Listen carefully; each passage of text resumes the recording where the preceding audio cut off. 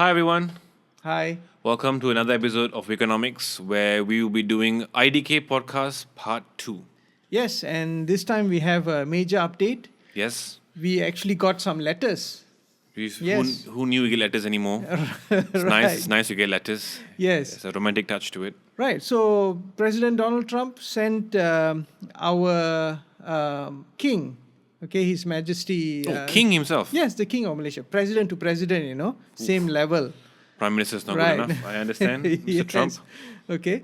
So he sent a letter to Malaysia, okay, and basically saying that, well, if some kind of remedy is not done before August 1st, Malaysia is going to get a 25% tariff. That's wonderful. It's an increase of 1%. Yes. The anger is 1% 1%, level. yes. So It's what, a lot of what- frustration, I right. guess. But what remedy? What kind of remedy is he looking for? Traditional? Well, you read the letter, right? Yes. Yes, and there's I don't know what I read because it was just I don't know Exactly. what information I got from that letter besides formality, I guess. Yes, so 90 days have passed since the April 2nd when Malaysia was supposedly it's going to be 24%, right? So in that 90 days, whether they did any research or found anything out or had any real concrete discussions with anybody, even just to know the layout of Malaysia and how close Malaysia is with US as far as trade is concerned, right? Nothing is represented in the letter for that. And on top of that, there are no remedies in that letter. There's nothing in the letter that says, okay, contact so and so for discussion. This is your point person in US, in the USTR, the trade representative, who you can contact with to go ahead Further with the discussion. discuss To further and discuss. negotiate, nothing. It's There's just nothing. it's just like a statement. Right. A statement we already know. Exactly. There's no yes. new information that we could. 25%, 1% Oh yes. extra. That's a very important information that they did not leave out. Yes, that 1% extra. Okay, we got 25%. So much anger. That's right.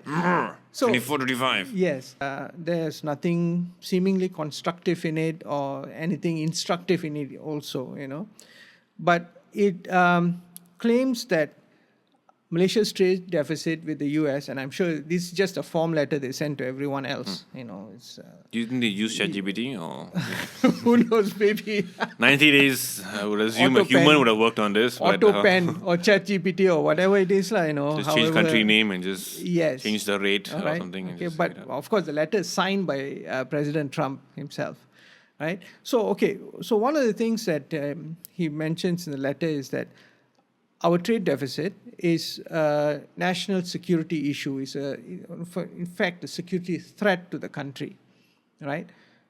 Simply because we are buying less goods from the US than we are sending to the US.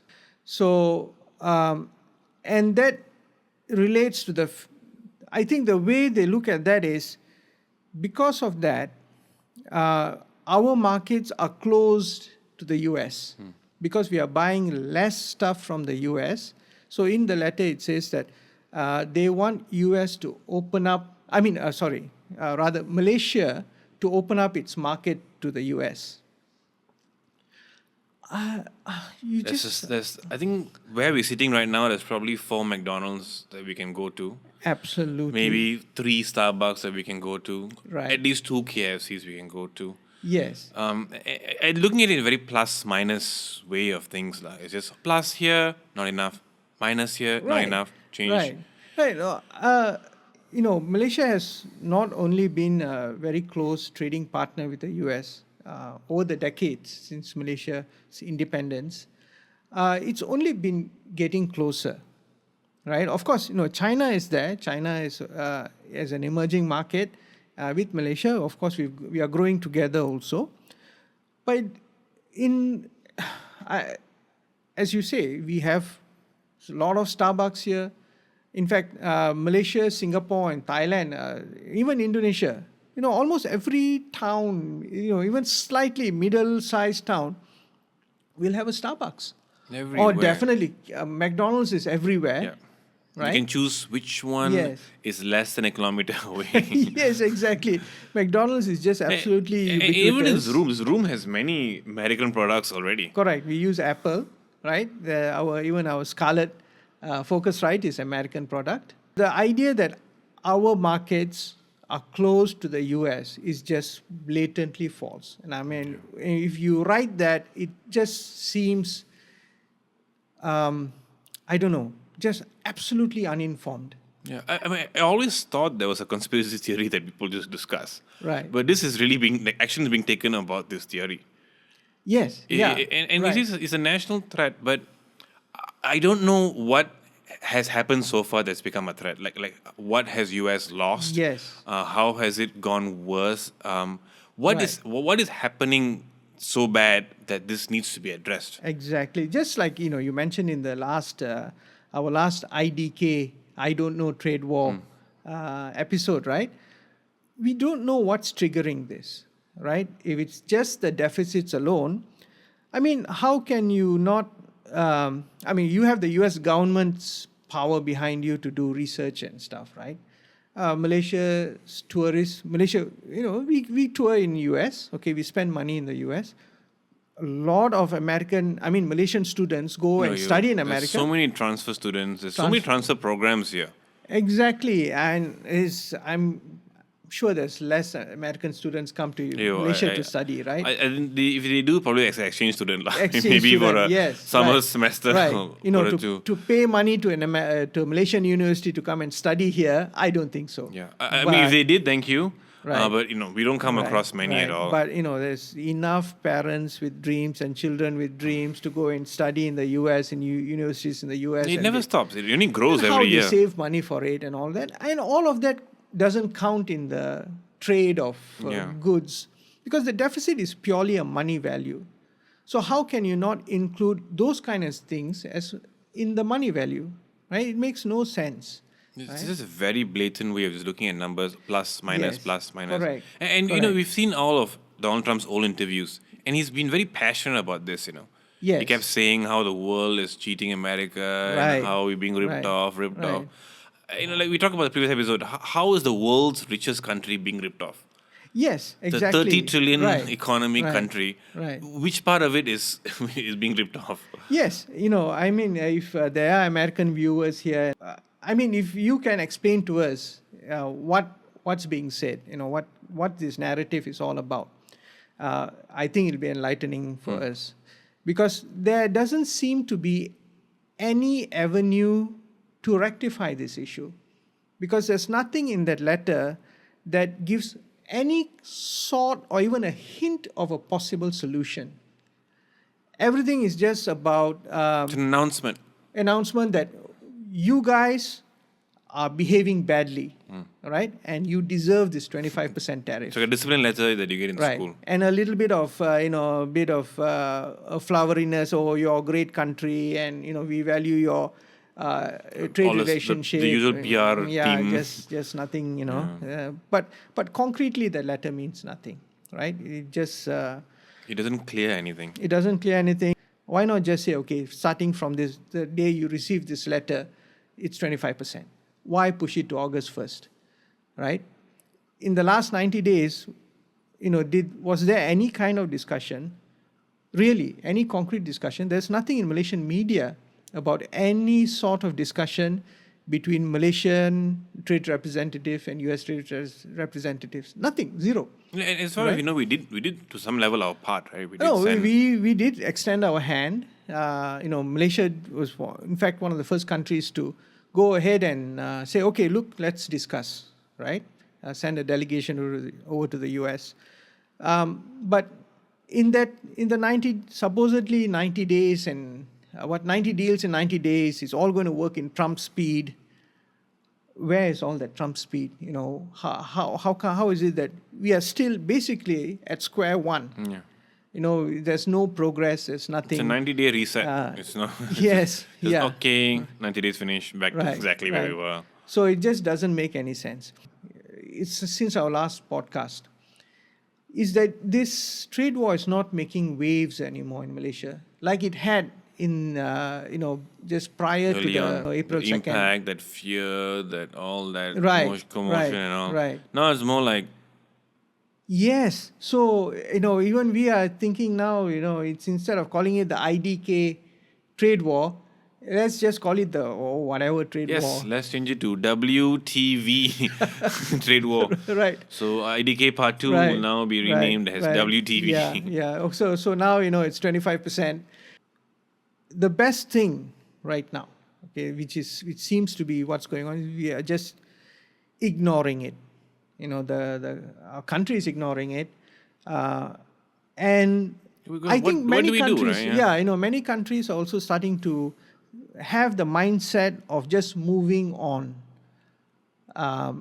It's becoming more of a, Trump is just recently, just a few days ago said, okay, we're going to be 35% tariffs on Canada, right?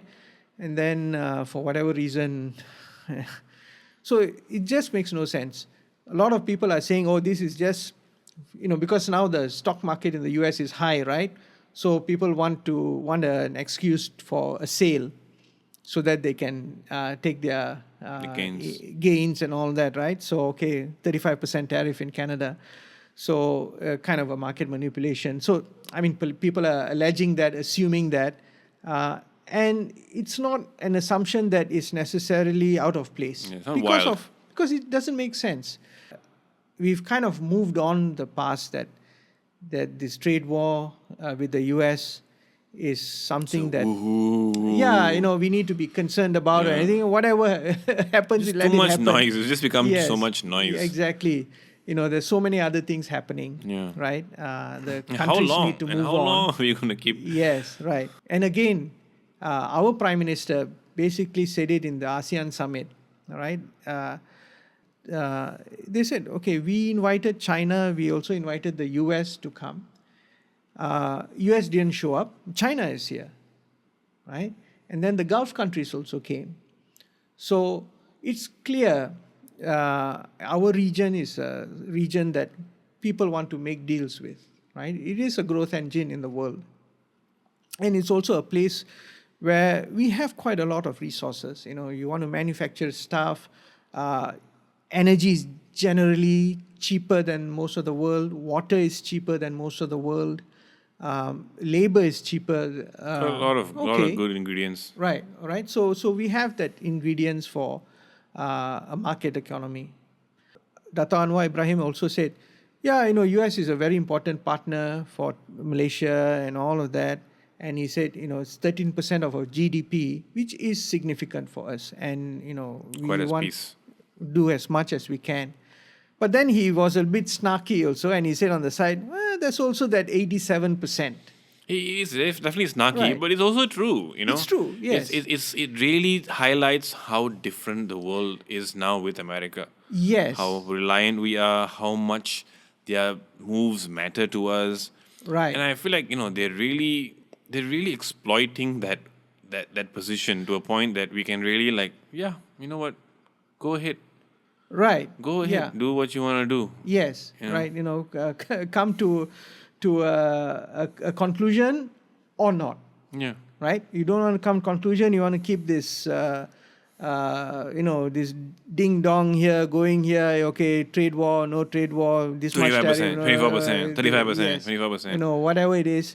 Then go ahead. You just go and talk to the mirror or talk to the wall or talk to the sky. It's like US given countries, it's an injury. It's a painful injury, but I can continue walking.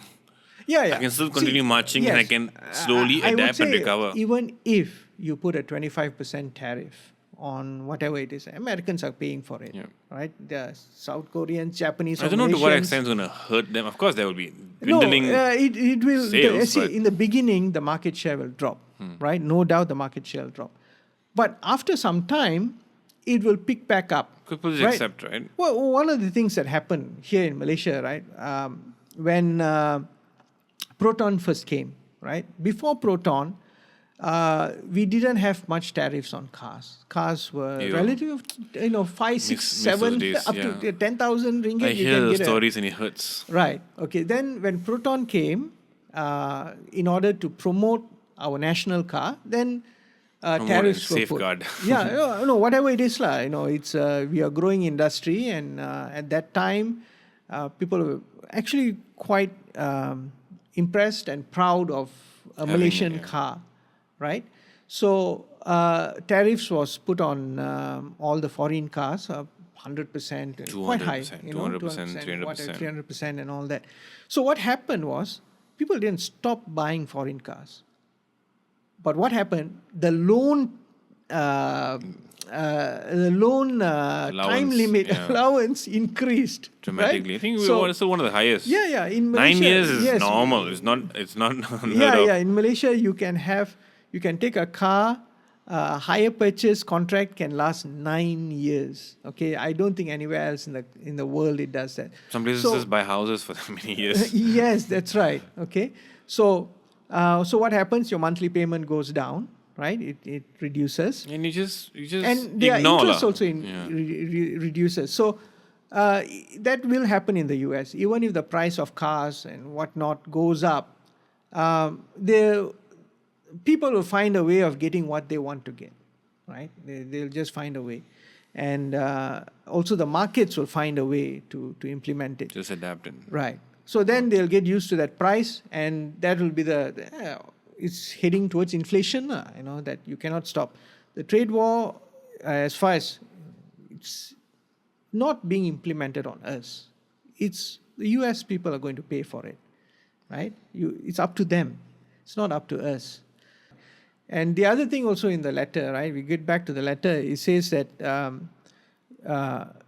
it welcomes Malaysian companies to open up or go and set up in the US and manufacture and produce stuff in the US, right?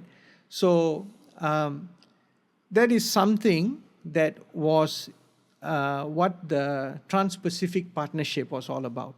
The Trans-Pacific Partnership actually created the deals and the framework that would facilitate or help companies that followed certain regulations in the TPP deal, right, to easily set up in the US. So, but that one, in the first term, that's one of the first things that Trump tore up, right? He just said, forget the TPP deal. So now, basically, he's just inviting everyone back. And again, a framework for that is going to take years to settle, right? You cannot just go and set up a company in US, right, without some protections, some measures. It seems like a pattern, where tear up the deal, create a deal almost similar to the previous deal. Tear up a deal and then create something almost similar to the previous deal. Like in the first one, they had NAFTA, right, the North American Free Trade Agreement. So that one, it was supposedly a terrible deal and all of that, and then that got torn up, and then the USMCA came up, right? So now the USMCA is not good enough. But what's next, So, it's becoming the whatever trade war. Whatever deal also. Yes, right. Whatever US wants to do, of course, you're a sovereign country, you can do whatever you want, but the same thing also extends to the rest of the world. And there are probably some benefits to this for us in the long run, right? We can look into that in following episodes of Weconomix. So until we meet again in another trade talk. Okay, which won't be IDK anymore, will be WTV. Who knows what is going to be the next, right? We don't know what next episode is going to be. We don't know the IDK will still be there. Yeah, so we'll overshadowing. have new variations of IDK. Correct. And see how it goes. Thank you, everyone. That's another episode of Weconomix, where we discuss the IDK trade war, which we can call it WTV, the whatever trade war. Stay tuned. Thank you for watching. This is Weconomix. Let's strive to thrive.